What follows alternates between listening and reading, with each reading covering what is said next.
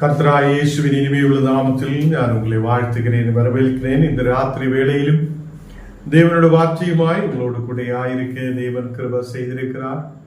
அவர் நல்லவர், வல்லவர், வாக்கு மாறாத தேவன். இந்த ராத்திரி வேளையிலும் தேவன் நம்மை ஆசீர்வதிப்பார், நம்மை பலப்படுத்துவார், நமக்கு தேவையானதை தேவன் சந்திப்பார். கர்த்தர் உங்களை உங்களுடைய குடும்பங்களையும் ஆசீர்வதித்து வழி நடத்துவார். நாம் ஜெபிக்கலாம். தேவனே, பரிசுத்த பிதாவே, இன்னைக்கு ஆண்டவரே, நாங்கள் கூகுள் மீட் ஒன்று சேர்ந்து தேவனை துதிக்க, உம்முடைய நாமத்தை உயர்த்த நீர் எங்களுக்கு கிருபை செய்திருக்கிறதுக்காக ஸ்தோத்திரம். காலையில் இருந்து இதுவரையிலும் எங்கள் எல்லா ஊழியங்களிலும் ஆண்டவரே உம்முடைய பிரசன்னம் கூட இருந்ததுக்காக ஸ்தோத்திரம்.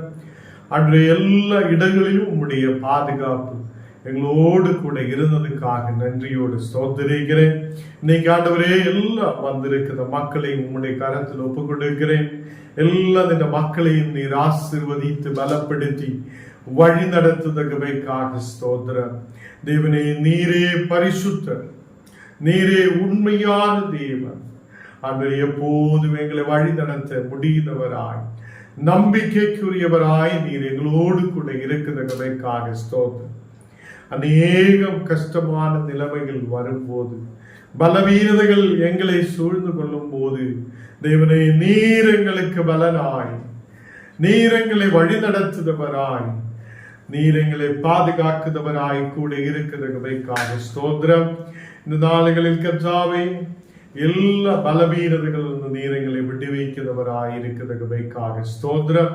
இன்னைக்கு நாங்கள் வசனங்கள் தியானிக்கும் போது, ஜபங்கள் ஏறெடுக்கும் போது உடைய பிரசன்னம் எங்களோடு கூட இருக்கட்டும். இனி வர வேண்டும் மக்களை ஏற்ற நேரத்தில் கூட்டி வரட்டும். இயேசுவின் நாமத்தில் ஜபங்களும் நல்ல பிதாவே, ஆமென், ஆமென். கர்த்தர் நம்மை ஆசீர்வதித்து வழி நடத்துவார். லூக்கா 18ஆம் அதிகாரம் அதனுடைய 14வது வசனம் நாம் வாசிக்கலாம். லூக்கா 18 அதனுடைய 14வது வசனம்.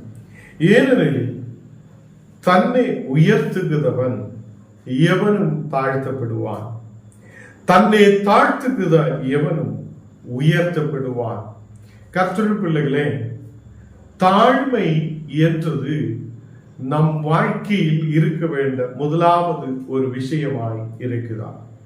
அநேகர் சொல்லும், நாங்கள் சபைக்கு போகிறார், சர்ச்சுக்கு போகிறார், ஆராதிக்கிறார், செபிக்கிறார், எல்லாமே நாங்கள் நல்லபடி செய்கிறார் என்று சொல்லியாலும் நாம் தேவனுடைக்கு முன்பாக தாழ்மையோடு காணப்படாது இருந்தால், நம்முடைய மனது நாம் தாழ்மையோடு இராமல் இருந்தால் நமக்கு எந்த பிரயோஜனமும் இல்லை. மனிதருக்கு முன்பாக தாழ்மையோடு நிற்க, தேவனுக்கு முன்பாக தாழ்மையோட ஆயிருக்க நமக்கு கிறிஸ்து வேதத்தில் நமக்கு கற்றுக் கொடுக்கிறது. இந்த நாடுகளில் சொல்லப்படுகிறார், ஏனெனில் தன்னை உயர்த்துகிறவன் எவனும் தாழ்த்தப்படுவான். ஞான் நல்லவராயிருக்கிறான், ஞான் அப்படி இருக்கிறான், ஞான் உயர்ந்திருக்கிறான், ஞான் நல்லபடியே முன்னாடி போகும் என்றெல்லாம் சொல்லுவன் அவன் தாழ்த்தப்படுவான்.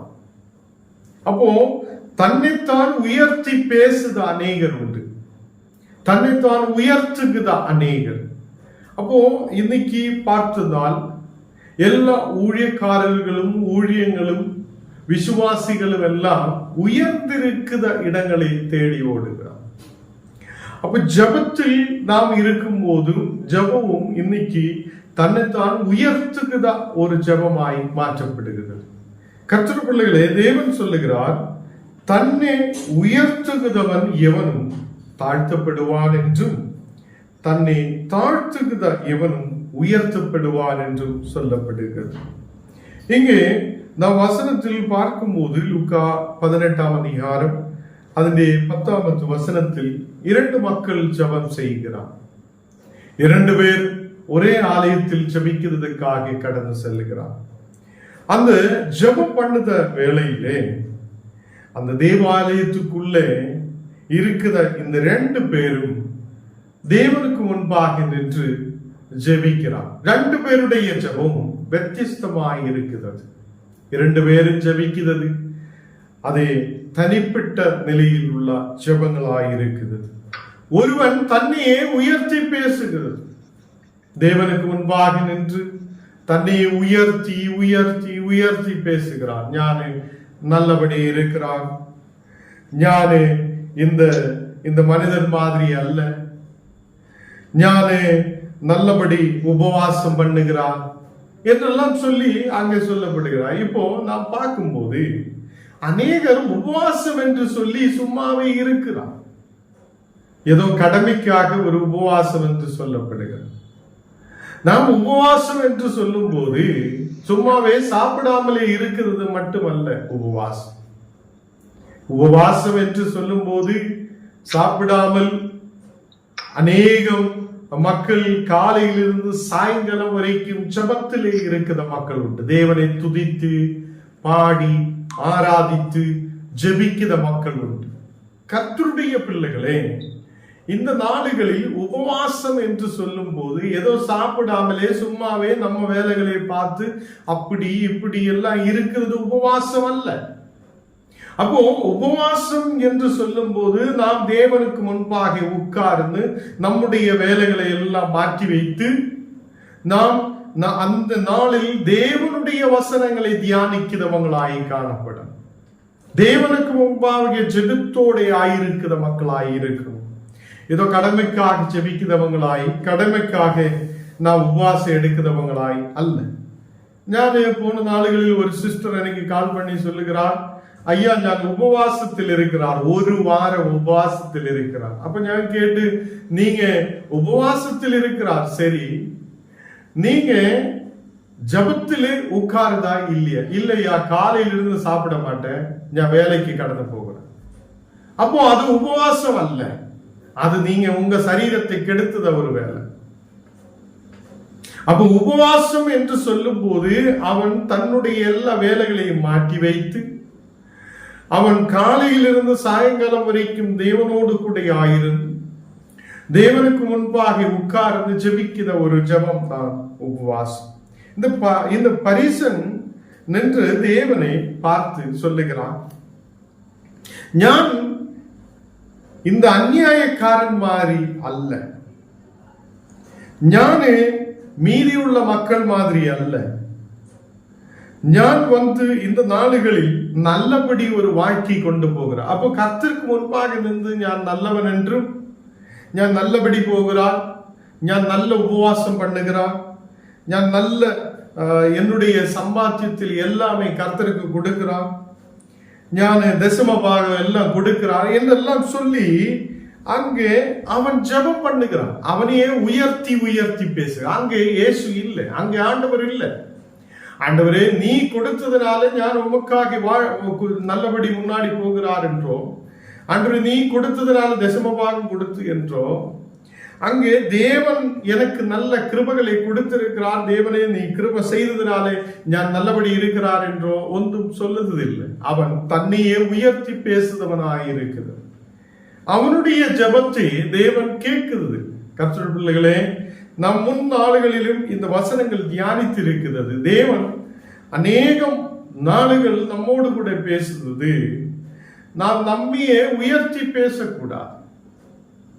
ஞான் நல்லா இருக்கிறார், ஞான் அப்படி இருக்கிறார், ஞான் தேவனோடு கூட இருக்கிறார், ஞான் பரிசுத்தத்தோடு இருக்கிறார், ஞான் நல்லபடி அப்படி போகும் இப்படி போகும் அதெல்லாம் சொல்ல ஒரு மனிதனாலே முடியாது. கர்த்தருடைய கிருபை இருந்தால், தேவன் எனக்கு உதவி செய்தால் நான் நல்லபடி இருக்கும் என்று சொல்லப்படுத ஒரு மனசு நமக்கு இருக்கணும். இங்கே இந்த மனுஷன் அங்கு நின்று அந்த பரிசன் அவ்வளோ அவனையே உயர்த்தி பேசுத ஒரு ஜெபம். இப்ப இன்னைக்கு அநேகம் கிராமங்கள் பட்டணங்களில் நாம் கடந்து சென்றால் மக்கள் ஜெபிக்கிற ஜெபங்களில் தங்களையே உயர்த்தி பேசி ஜெபிக்கிற அநேகர் உண்டு.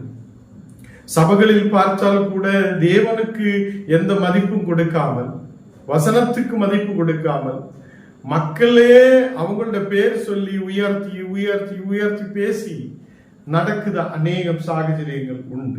ஆண்டவருடைய பிள்ளைகளே, நாம் நம்மைத்தாமே தாழ்த்தி தேவனுக்கு முன்பாக ஒப்பு கொடுங்க.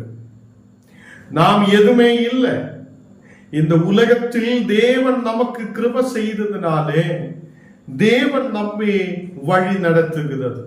என்னை கேட்கிற கர்த்தருடைய பிள்ளைகளே, இந்த நாடுகளில் நம்முடைய ஜெபங்கள் எப்படி இருக்கிறது என்று நாம் சற்று நேரம் பார்க்கட்டும். கர்த்தராகிய இயேசு 40 நாளுகள் உபவாசத்தோடு இருக்கிறார். மத்தேயு 4 அதிகாரம் நாம் 1 வசனத்தில் வாசிக்கும் போது அவர் 40 நாளுகள் இரவும் பகலும் அவர் உபவாசத்தோடு இருக்கிறார். அங்கே அவர் சாப்பாடு சமைச்சது இல்லை. அந்த வனாந்தரத்தில் அவர் கொண்டு போய் ஏதோ பிரியாணி சமைச்சு சாப்பிட்டது இல்லை. அவர் காலையிலிருந்து சாயங்காலம் வரைக்கும் அங்கே இரவும் பகலும் ஜபத்தோடு இருந்திருக்குது. நாம் உபவாசத்தில் இருக்கும்போது எப்படி இருக்கும், நாம் ஜபத்தில் இருக்கும்போது எப்படி இருக்கும்? கேஸ் ஆன் பண்ணி இருக்கா, இல்ல நாம் சமைச்சது நல்லா இருக்குமா, பூனை சமைச்சதெல்லாம் எடுத்துட்டு போமா, இப்படியே யோசிச்சு யோசிச்சு ஜபத்தில் இருக்கிறான். இதனால நமக்கு எதுவும் நடக்குது இல்லை. நமக்கு எந்த வளர்ச்சியும் தேவன் கொடுக்குதில்லை. வளர்ச்சி என்று சொல்லும் போது ஏதோ பணம் கொடுக்குற வளர்ச்சி அல்ல, ஆவிக்குரிய நிலையில் உள்ள வளர்ச்சி நமக்கு தேவன் கொடுக்கணும். நாம் அபிஷேகத்தோடு இருக்கிற மக்களாய் இருக்கும், தேவனுடைய பிள்ளைகளாய் இருக்கணும், கர்த்தருக்காக வாழ்ந்த மக்களாய் இருக்கணும். இங்க இயேசு இரவும் பகலும் அவர் 40 நாளோളം உபவசிக்கிறது. அவர் இரவும் பகலும் தேவனுக்கு முன்பாக உட்கார்ந்து அவர் அந்த வனாந்தரத்திலே 40 நாளுகள் தனிமையாய் எல்லாரிலும் தனிமையாய் கடந்து சென்று உபவசிக்கிறது. அப்போ அந்த இடத்தில் தேவன் எனக்கு சாப்பாடு தேவை, நான் அதுக்காக முன்னாடியே பிரியாணிக்காக சாப்பாடு அது இது அரிசி எல்லாம் வாங்கி வச்சுட்டு உபவசிக்கலாம் சொல்லிட்டு இருந்தது இல்லை. அப்போ கர்த்தர் நமக்கு வெளிப்படுத்துற விஷயம், நாம் தேவனுக்கு முன்பாக ஜெபிக்கும் போது இன்னைக்குள்ள ஜெபங்கள் சில நேரத்தில் நம்முடைய தேவைகளுக்காக நமக்காக பயன்படுத்தி நாம் ஜெபிக்கிற மக்களாய் காணப்படுகிறது. அப்போ அநேக மக்கள் இன்னைக்கு ஜெபிக்கிறது, அவங்க காலையிலிருந்து வேலைக்கு போகிறார், உபவாசம் இருக்குது என்று சொல்லுகிறார். இதெல்லாம் நாம் எடுத்து சொல்லும் போது, இல்ல சிஸ்டர், நீங்க காலையில் வேலைக்கு போதா உபவாசிக்காதீங்க, அது உபவாசம் கிடையாது, உங்க சரீரத்தை தண்டிப்பிக்கிற வேலை தான். அப்போ உபவாசம் நாம் எடுக்கிற மக்கள் என்றால் காலையிலிருந்து சாயங்காலம் வரை உட்கார்ந்து கர்த்தருக்கு முன்பாக ஜெபிக்கிறவங்களாய் காணப்படும். நம்மை தாமே தாழ்த்தி கர்த்தருக்கு முன்பாக ஒப்பு கொடுத்து ஜெபிக்கிற மக்களாய் நாம் காணப்படும். நம்மை உயர்த்துவதற்காக ஏதோ மக்களுக்கு முன்பாக நம்மையே உயர்த்தி காட்டுவதற்காக உள்ள ஜெபங்கள் அல்ல நம்முடைய ஜெபங்கள். கர்த்தர் நம்முடைய ஜெபத்தை கேட்கணும். நாம் ஜெபிக்கும் போது, தாழ்மையோடு ஜெபிக்கும் போது கர்த்தர் நம்முடைய ஜெபங்களை கேட்பார். இங்கே சாத்தான் இயேசுவை பரீட்சிக்கிறதுக்காக வரும்போது மத்தேயு 4 அதிகாரம் 6 வசனத்தில், நீர் தேவனுடைய குமாரன் ஆனால் தாழே குதி, ஏனெனில் தம்முடைய தூதர்கள் உம்மை குறித்து கட்டளையிடுவார், உமது பாதம் கல்லில் இடராதபடிக்கு அவர்கள் உம்மை கைகளில் ஏந்திக் கொண்டு போவார்கள் என்பதாக எழுதியிருக்கிறது என்று சொல்லி இருக்கிறது. அப்போ நீ தேவனுடைய குமாரன் ஆனால் தாழேக்கு குதியும் என்று சொல்லுகிறார். இன்னைக்கு பல மக்களும் ஊழியக்காரர்கள் கிட்ட இதுதான் சொல்லுகிறார். ஊழியக்காரர் ஒரு குறிக்காரர் மாதிரி நினைக்கிறார். நாங்க குறிக்காரர் கிடையாது, குறி பார்த்து சொல்லுதவங்கள் அல்ல. ஐயா எனக்காக அது சொல்லுங்க, இது சொல்லுங்க, நாளைக்கு என்ன ஆகும், இன்னைக்கு என்ன ஆகும் என்று கேட்குதா, அந்த ஒரு நிலைமை நம்ம கிட்ட இருந்து மாற்றப்படும். கர்த்தருடைய பிள்ளைகளே, அதே மாதிரி ஊழியக்காரர்களே, நீங்க தேவனுடைய ஊழியக்காரர் என்றால் இந்த அற்புதத்தை காட்டும் என்று சொல்லி அது தவறான விஷயம். நம்முடைய வேலை நாம் ஜெபிக்கிறார், கர்த்தர் அங்கே இறங்கி வேலை செய்யும். நாம் ஜெபிக்கிறார், கர்த்தர் அந்த இடத்தில் இறங்கி அவர் அற்புதத்தை செய்யும். நாம் ஜெபிக்கும் போது அற்புதம் செய்தாலும் இல்லைன்னாலும் அது கர்த்தருக்கு தான் மகிமை. எனக்கோ ஊழியக்காரர்களுக்கோ அந்த மகிமை இல்லைன்னா புகழ்ச்சி இல்லவே இல்லை. நாங்கள் கர்த்தருடைய பாத்திரங்களாய் இருக்கும் போது எங்களை தேவன் பயன்படுத்துகிறார் என்று நாம் நம்புகிறது. அப்போ கர்த்தருடைய பிள்ளைகளே, எங்களுக்கிட்ட நீங்க அப்படி தேவனுடைய பிள்ளைகள் என்றால் நீங்க அது காட்டுங்க, செய்து காட்டுங்க, இப்படி காட்டுங்க என்று சொல்லியால் நம்ம அதுக்காக முயற்சி எடுக்க மாட்டோம். ஏனென்றால் மக்களுடைய வார்த்தையின்படி ஆடுத மக்கள் அல்ல நாங்கள். கர்த்தர் என்ன சொல்லுதோ அதுக்குபடி நாம் ஜெபிக்கிற மக்களாயிருக்கும். நம்ம வேலை என்ன? ஜெபிக்கிறவன். ஆண்டவர் அங்கு இறங்கி கிரியை செய்தால் அது அவருக்கு மகிமை, இல்லைன்னாலும் அவருக்கு புகழ்ச்சி. அல்லேலூயா. கர்த்தருடைய பிள்ளைகளே, இந்த நாளுகளில் தேவன் நம் மத்தியில் பெரிய காரியத்தை செய்தவர். தேவன் நம்முடைய மத்தியில் பெரிய காரியங்களை செய்த தேவன். அவர் உண்மையுள்ளவர் என்று நம்பினால் நாம் வேற இடத்துக்கு ஓட மாட்டோம். கர்த்தர் உண்மையுள்ளவர் என்று தெரிந்தால் நாம் அவரை விட்டுட்டு ஏன் வேற இடத்துக்கு ஓடணும்? கர்த்தர் உண்மையுள்ளவர் என்று தெரிந்துட்டும் தெரியாத மாதிரி நாம் எதுக்கு வேற இடத்துக்கு போகணும்? அங்க ஒரு அற்புதம் கிடைக்கும், இங்க ஒரு அற்புதம் கிடைக்கும், எனக்கு அது கிடைக்கும், இது கிடைக்கும் என்று சொல்லி வேற தேவனை விட்டுட்டு நாம் வேற இடத்துக்கு போகிற மக்களாய் காணப்படக்கூடாது. கர்த்தருடைய பிள்ளைகளே, இயேசு சொல்லுகிறார், உன் தேவனாகிய கர்த்தரே பரீட்சிப்பதாக என்று எழுதியிருக்கிறது என்று அவர் சொல்லப்படுகிறார். கர்த்தருடைய பிள்ளைகளே, சாத்தான் சொல்லுகிறார் நீ குதியும். அவர் எடுத்து குதித்தது இல்லை. அவர் சாத்தானுடைய வார்த்தைக்கு கீழ்ப்படிந்தது இல்லை. அதே மாதிரி உண்மையாக இருக்கிற கிறிஸ்தவராக இருக்கிற ஞானம் நீங்களும் ஏதோ சாத்தானுடைய வார்த்தை கேட்டு குதிக்க கூடாது. ஏதோ ஒண்ணு கேட்ட உடனே எழும்பி அப்படியே நான் அதை செய்யலாம் என்று சொல்லி குதிக்க கூடாது. கர்த்தருடைய வார்த்தை அப்படி சொல்லியது இல்லை. நாம் தாழ்மையுள்ளவராய் இருக்கட்டும். நாம் தாழ்மையுள்ளவராய் இருக்கட்டும். தேவனுக்கு முன்பாக தாழ்மையுள்ளவராய் இருக்கும் போது கர்த்தர் நம்மை உயர்த்துவார். இந்த பரீசன் அங்க நின்று ஞான் இந்த அநியாயக்காரன் மாதிரியோ ஞான் பரிகாரக்காரன் மாதிரியோ மற்ற மனுஷரை போலையோ இந்த ஆயக்காரரை போலையோ ஞான் இராமல் உம்மை சோத்தரிக்கிறேன் என்று சொல்லுகிறான். நான் நல்லவனாய் இருக்கிறதுனாலே உம்மை சோத்தரிக்கிறேன் என்று அவன் அவனையே உயர்த்தி பேசுகிறான். இன்னைக்கு அநேகர் பாவிகளான மக்களை பார்க்கும் போது நாமும் அப்படிதான் சொல்லுகிறார். ஐயோ அவன் பாவியாயிருக்கிறான், ஞான் நல்லவனாய் இருக்கிறதுனாலே சோத்திரம் ஆண்டவரே என்று சொல்லிட்டு இருக்கிற அநேகர். கர்த்தர் சொல்லுகிறார், நான் பாவத்தை வெறுக்கிறவனாயிருக்கிறான், பாவியே ஞான் நேசிக்கிறவனாயிருக்கிறான். அந்த பாவிக்கும் ஒரு மன திரும்பலை கொடுக்க இயேசு விரும்பும் போது இன்னைக்கு உள்ள கிறிஸ்தவன் ஒரு பாவி மனம் திரும்பி வரணும் என்று நினைக்கிறதே இல்லை.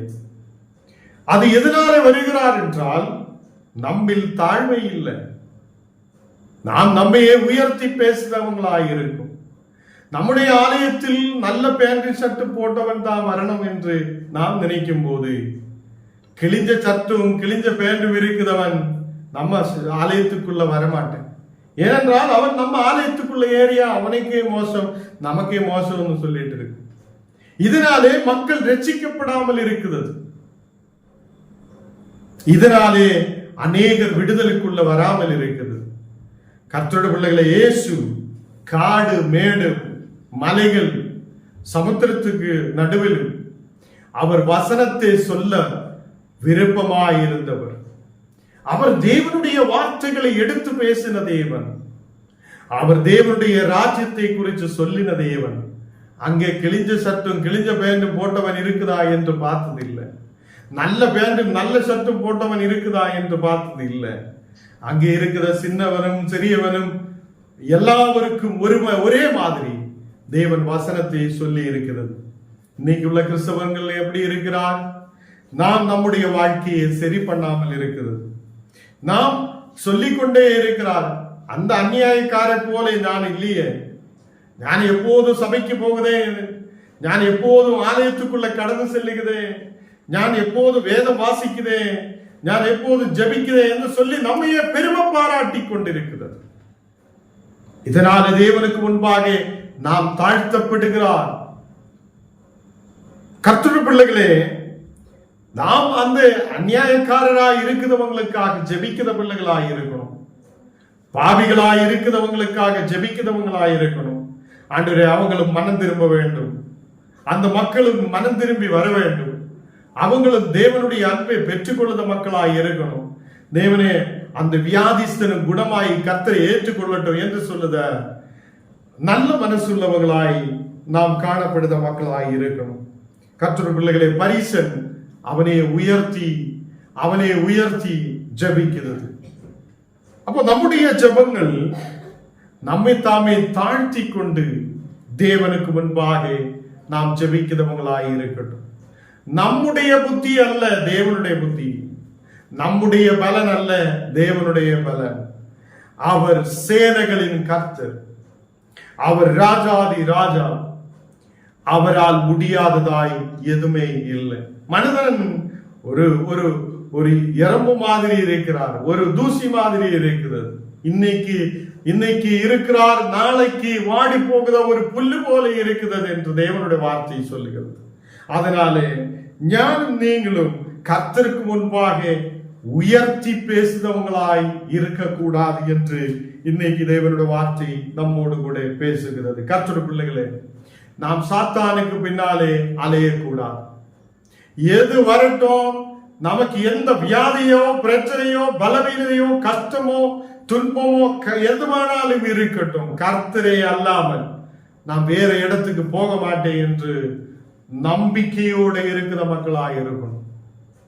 அநேகம் நமக்கு முன்னாடி இருந்த மக்களே இயேசுவை ஏற்றுக்கொண்டிருக்கிறார் என்று சொல்லுறதுனாலே நல்ல சூடு பண்ணி நல்ல எண்ணெய், நல்ல நிலையில் சூடா எண்ணெய் போட்டுட்டு அந்த எண்ணெயிலே எடுத்து போட்டுட்டும் விசுவாசத்தோட இயேசு போதும் என்று சொல்லிய அநேகர் நமக்கு முன்னாலே இருந்திருக்கிறது. அம்பும் வில்லும் எடுத்து வைத்து நீ இயேசுவே விட்டுவிடு என்று சொல்லும் போது, இல்ல, நாங்கள் கர்த்தரையே ஏற்றுக்கொள்ளுவேன், அவர்தான் எங்கள் இரட்சகர் என்று சொல்லியா அநேகம் மக்கள் முன்னாடி விசுவாசத்தில் இருந்திருக்கிறது என்று நாம் நினைத்து பார்க்கட்டும். ஒரு வேத புஸ்தகம் எடுத்து கர்த்தருடைய வார்த்தை அந்த பைபிள் எடுத்துக்கொண்டு போகும்போது எத்தனையோ பேரை அடித்து கொலை பண்ணி விட்ட இடத்திலும் வேதத்தை பிடித்து கொண்டு தைரியமாய் இயேசு போதும் என்று சொல்லியா அநேகர் முன்னாடி இருந்திருக்கிறது. இன்றைக்கு நமக்கு ஒரு ஜுரம் வரும்போது, ஒரு கால் வலி வரும்போது, இல்ல நமக்கு ஒரு பிரச்சனை வரும்போது நாம் ஓடுகிறார் தேவனை விட்டுட்டு வேற இடங்கள் தேடி ஓடுகிறது. கர்த்தருடைய பிள்ளைகளே, கர்த்தர் நமக்கு விடுதலை கொடுக்கிறவராய் இருக்கிறது. கர்த்தர் நம்மை பலப்படுத்துகிறவராய் இருக்கிறது. அந்த ஆயக்காரன் அவர் ஜெபிக்கிறார்.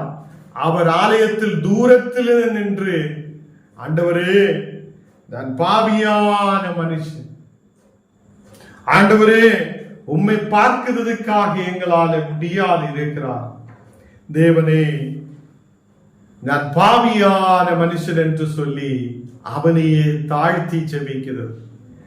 கர்த்தருடைய பிள்ளைகளே, நாம் தேவனுக்கு முன்பாக நம்மை தாமே தாழ்த்தி ஜெபிக்கட்டும். இன்னைக்கு ஆலயத்துக்குள்ள கடந்து செல்லும் போது நமக்கு பக்தி இல்லை. இன்னைக்கு தேவனுடைய ஆலயத்துக்குள்ள கடந்து செல்லும் போது நாம் கௌரவமாய் கடந்து செல்லுகிறார். தாழ்மை அங்கே இல்லை. ஏனென்றால் தேவன் அன்னைக்கு நாம் ஏதோ ட்ரெஸ் இல்லாமலே இருக்கும் போது, சாப்பிட வழி இல்லாத இருக்கும் போது கர்த்தரே சோதரப்பா எனக்கு கொடுங்க என்று சொல்லிட்டு இருந்திருக்கிறார். தாழ்மையோடு ஜெபிச்சு கொண்டிருந்திருக்கிறார்.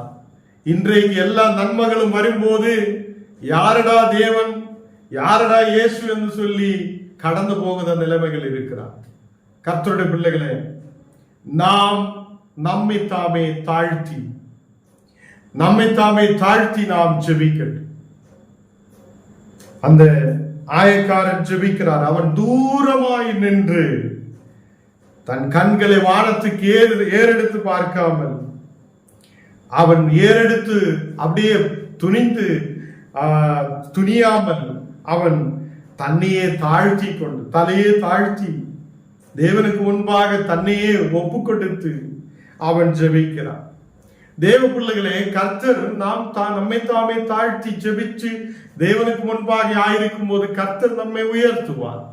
உயர்த்தியதுக்கு அப்புறம், தேவனே இனி எனக்கு ஜெபிக்க முடியாது, இப்போ நல்ல செல்வங்கள் இருக்கிறார், நல்ல ஆசீர்வாதம் இருக்கிறார், இனி கொஞ்சம் தூங்கட்டும் என்று சொல்லும் போது நம்முடைய வாழ்க்கை எங்கே இருக்கிறது என்று நினைக்கிறது. கர்த்தர் பிள்ளைகளே, மனிதன் தேவைக்காக தேவனை தேடுகிறான். ஒரு விடுதல் வேணும், ஒரு வெற்றி வேணும், இனி வாழ்க்கை முடியாது, ஏதோ எங்களுக்கு பிரச்சனை வரும் என்றெல்லாம் தெரியும் போது தேவனை தேடுகிறான். அது முடியும் போது தேவனை துதிக்கிறதுக்கோ ஜெபிக்கிறதுக்கோ முன்னாடி வராத எத்தனையோ பேர் இருக்கிறார். அப்போ இந்த நாடுகளில் நம்முடைய ஜெபங்கள் உண்மையுள்ளதாய் இருக்கட்டும், நம்முடைய விசுவாசம் உண்மையுள்ளதாய் இருக்கட்டும். நமக்கு ஏதோ பிரச்சனை வரும்போது நாம் இந்த உயிருள்ள தேவனை விட்டுட்டு வேற எங்கேயோ ஓடி போனால் நம்முடைய விசுவாசம் கெட்டு போனதாய் இருக்கும். தேவ பிள்ளைகளை, கிராமங்களில் அநேக கிராமங்களில் பார்த்தா எல்லாம் பெரிய பெரிய சபைகளில் போகிற மக்கள், எல்லாமே ஜெபிக்கிற மக்கள். ஒரு பிரச்சனை வரும்போது இயேசு விடுவிக்க முடியாதா? இந்த கேள்வி உங்கள் மனசிலே இருக்கட்டும். தேவ பிள்ளைகளே, இன்னையிலிருந்து நம்மையே ஒப்பு கொடுத்து நம்மையே தாழ்த்தி ஒப்பு கொடுக்கிற தேவனே, உண்மை மட்டும்தான் நாங்கள் சார்ந்திருப்பேன். நீர் எங்களை விடுவிக்கிற தேவன், எல்லா பிரச்சனைகளிலிருந்து விடுவிக்கிறவர் நீரே. எங்களையே தாழ்த்தி ஒப்பு கொடுக்கிறேன் என்று சொல்ல நாம் நல்ல விசுவாசம் உள்ள மக்களாய் இருக்க நாம் முன்னாடி கடந்து வரட்டும். கர்த்தர் பிள்ளைகளே, இயேசு உபவசிக்கும் போது, இயேசு உபவசிச்சு ஜெபிக்கும் போது திரளான மக்களை கூட்டி உட்கார வச்சுட்டு நீங்க பாருங்கள் யார் உபவசிக்கிறார் என்று சொல்லியது இல்லை. இன்னைக்கு உள்ள ஊழியக்காரர் உபவாசிக்கும் போது ஆயிரக்கணக்கின மக்களை உட்கார வச்சு 1 மணி நேரம் உபவாச ஜெபம் எல்லாம் நடத்தி நல்ல சாப்பிட்டு நல்ல திருப்தராய் இருக்கிற சூழ்நிலை. இயேசு அப்படி செய்தது இல்லை. அவர் காலையில் இரவும் பகலும் அப்படியே கர்த்தருக்கு அது அவருடைய பிதாவின் இடத்தில் அன்போட ஜெபத்தோட ஆயிருந்திருக்கிறது நாம் பார்க்கிறோம். அவர் வராந்தரத்திலே காணப்பட்டது. எனக்கு வேலை இருக்கிறது, காலையிலிருந்து சும்மா பசியோட பட்டினியோட இருக்கலாம் என்று சொல்லி இருந்தது இல்லை. நீங்க பட்டினி கிடந்துட்டு எந்த பிரயோஜனமும் இல்லை. கர்த்தர் பிள்ளைகளே, நம்முடைய ஜெபங்கள் சும்மாவே பட்டினி கிடக்கிறவங்களா இருக்கக்கூடாது. அதுக்கு வேற நிறைய வழிகள் இருக்குது. நாம் உபவாசம் எடுக்குது என்றால் அதிகாலையில எழுப்பி கர்த்தருக்கு அறையிலே பிரவேசித்து இல்ல ஆலயத்திலே உட்கார்ந்து காலையிலிருந்து சாயங்காலம் வரைக்கும் சாப்பாடு என்றோ வேலை என்றோ வேற விஷயங்கள் என்றோ நம்ம மனதை திருப்பாது. தேவனுக்கு முன்பாக கர்த்தரே என்று சொல்லி உட்கார்ந்ததுக்கான மனது இருக்கும் போதுதான் நாம் உண்மையாக உபவசிக்கிறார் என்று சொல்லும். அப்போ கர்த்தர் பிள்ளைகளை, இந்த நாடுகளில் உபவாசத்தில் இருக்கிறார் என்று சொல்லி நீங்க பெருமைப்படக்கூடாது. ஞான் அதிகாலையிலே ஜெபிக்கிறார், அவன் ஜெபிக்குதில்லை என்று சொல்லி நீங்க பெருமைப்படக்கூடாது. ஏதோ ஞான் ஆலயத்தில் கடந்து செல்லுகிறார், அதனால ஞான் நல்லா இருக்கிறார், வேற மக்கள் நல்லா இல்ல என்று சொல்லக்கூடாது. ஆண்டவரே, நாங்கள் ஆலயத்தில் கடந்து செல்லுகிறார், அந்த மக்களும் கடந்து வர முடியாத மக்களும் ஆலயத்தில் பிரவேசிக்க நீ கிருபா செய்யுங்க ஆண்டவரே என்று ஜெபிக்கிற ஒரு உண்மையான ஜெபம் நமக்கு இருக்கட்டும். தேவனை எங்களையே தாழ்த்தி ஒப்பு கொடுக்கிறேன். நீதான் உண்மையுள்ள தேவன், நீர் எங்களை ஆசீர்வதிக்கிறவர். கர்த்தரே, நீர் இல்லை என்றால் நாங்கள் இல்லை என்று சொல்லி நம்மையே தாழ்த்தி தேவனுக்கு முன்பாக தாழ்மையோடு இருக்கிற ஒரு நிலைமை நமக்கு உண்டாகட்டும். கர்த்தர் பிள்ளைகளே, இந்த பரீசன் ஜெபிச்ச மாதிரி நம்முடைய ஜெபம் இருக்கக்கூடாது. ஆயக்காரரை போல அவன் பாவியான மனுஷன், எல்லாருடைய கண்ணிலும் அவன் பாவியாயிருக்கிறான், அவன் குறைவுள்ளவனாயிருக்கிறான், அவன் குற்றக்காரனாயிருக்கிறது என்றால் தேவனுக்கு முன்பாக அவனுடைய குறைகளை ஏற்று சொல்லுகிறார். தேவனை, எனக்கு குறை இருக்கிறார், எனக்கு குற்றங்கள் இருக்கிறார், தேவனே நீர் என்னை மன்னியும் என்று சொல்லி தன்னையே தாழ்த்தி ஒப்பு கொடுக்கிற ஒரு மனிதன், அவனுக்கு தேவன் அவனுடைய ஜெபத்தை தேவன் கேட்கிறார். கர்த்தருடைய பிள்ளைகளே, இந்த நாடுகளில் நம்மை தேவன் சுயாதீனம் உள்ளவராய் மாற்றி இருக்கிறது, சுதந்திரம் உள்ளவராய் மாற்றி இருக்கிறது, அடிமையாக்கப்பட்ட இடத்திலிருந்து நம்மை விடுவித்திருக்கிறது. தேவன் என்னையும் உங்களையும் நல்ல நிலத்தில் விழுந்த விதையை போல 60-100 மேனி விளைவுள்ள ஒரு பிள்ளைகளாய் கர்த்தர் நம்மை உயர்த்துவார், ஆசீர்வதிப்பார். எல்லாவரும் கண்ணுகளை மூடலாம். விசுவாசத்தோடு நாம் நம்மை தாமே ஒப்பு கொடுக்கலாம். தேவனே, எங்கள் குறவுகளை நீர் மன்னி, தேவனே எங்களை நீர் பரிசுத்தப்படுத்தும் என்று சொல்லட்டும். ஆண்டவரே, இன்னைக்கு கேட்ட வசனம் எங்கள் வாழ்க்கையில் பெரிய மாற்றத்தை கொண்டு வர நீ இருக்கிற வசை. அநேகம் அழிந்து போகிற மக்கள் உண்டு, அநேகர் தேவன் இல்லாதவராய் இருக்கிறவங்க உண்டு. தேவனே, அவங்களுக்காக செபிக்கிற பிள்ளைகளாய் இருக்க நீர் எங்களுக்கு கிருபை செய்யும் என்று தேவனோடு கேட்கட்டும். ஆண்டவரே, நல்ல தகப்பனே, இந்த ராத்திரி வேளையில் அப்பா நாங்கள் கேட்ட வசனங்களை உமக்கு முன்பாக தியானித்திருக்கிற வசனங்களை நாங்கள் நினைவு கூறுகிறேன் அப்பா. இந்த நேரத்தில் ஒவ்வொரு வசனங்களும் நாங்கள் கேட்ட ஒவ்வொரு வார்த்தைகளும் எங்கள் வாழ்க்கையில் அது குணமுள்ளதாய் இருக்கிற வாசி. தேவனே, இன்னைக்கு கடந்து வந்த ஒவ்வொரு மக்களையும் நீர் ஆசீர்வதித்து பலப்படுத்து. என்ன வந்தால் எது வந்தால் ஆண்டவரே, நாங்கள் உம்முடைய விசுவாசத்திலிருந்து பின்னாடி போக மாட்டேன் என்று சொல்லி விசுவாசத்திலே பலப்படுத்த மக்களாய் இருக்க நீர் கிருபை செய்ததற்காக ஸ்தோத்திரம். ஆண்டவரே, அநேக மக்கள் ஆண்டவரே உம்முடைய விசுவாசத்துக்காக அநேக பாடுபட்டு இருக்கிற மக்கள் உண்டு. நாங்கள் அந்த வார்த்தைகள் இன்னைக்கு கேட்டிருக்கிறது. எரித தீயிலே போட்ட அநேகர் உண்டு. அநேகம் சூடு எண்ணெயிலே போட்டு நீ இயேசுவை விட்டு விட்டால் உன்னை உயிரோடு வெளியில் கொண்டு வராம் என்று சொல்லும் போது எங்களை எண்ணெயில் போட்டால், எங்களை தீயிலே போட்டால், எங்களை அம்பெய்து அப்படியே கொலை பண்ணினாலும் நாங்கள் இயேசுவை விட மாட்டேன் என்று சொல்லி விசுவாசத்தோடு நின்ற அநேக வீரர்கள் உண்டு.